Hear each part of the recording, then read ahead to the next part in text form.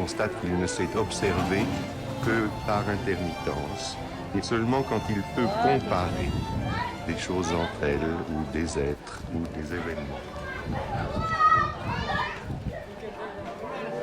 Marchant sur des pavés mal équarris, il y a une sorte d'éblouissement, une sensation de félicité extraordinaire le pénètre parce qu'il retrouve exactement la sensation qu'il avait eue en marchant sur les dalles inégales du baptistère de Saint-Marc à Venise. Un valet de chambre heurte une petite cuillère contre un verre et ce bruit ressuscite en lui la sensation auditive d'un ouvrier des chemins de fer qui tapait avec son marteau sur les roues du train à un arrêt dans la campagne.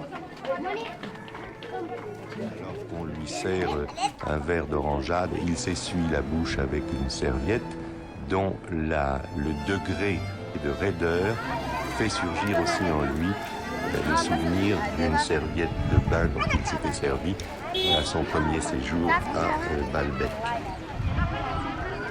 Ces chocs souvenirs lui font comprendre qu'il y a un bonheur total dans cette sorte de collusion du passé et du présent. Et c'est là qu'on atteint cette notion essentiellement proustienne d'extratemporalité, en conjoignant brusquement un fragment du passé et une sensation du présent, on sort en quelque sorte du temps. Le temps est vaincu, le temps est retrouvé, et cela produit dans le narrateur une félicité tellement forte et tellement importante qu'il n'hésite pas à la considérer au fond comme une sorte de victoire sur la mort.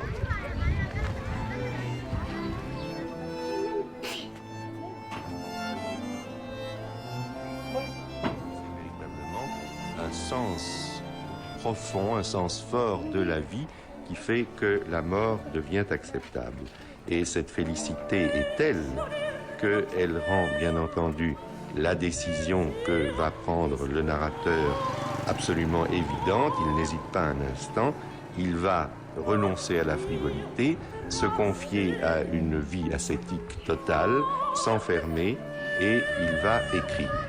Il va écrire parce que précisément l'écriture est le seul moyen, il le comprend tout de suite, d'entretenir en lui cette félicité qu'il vient de découvrir par hasard, et félicité qui réside au fond dans la collusion du souvenir et du présent.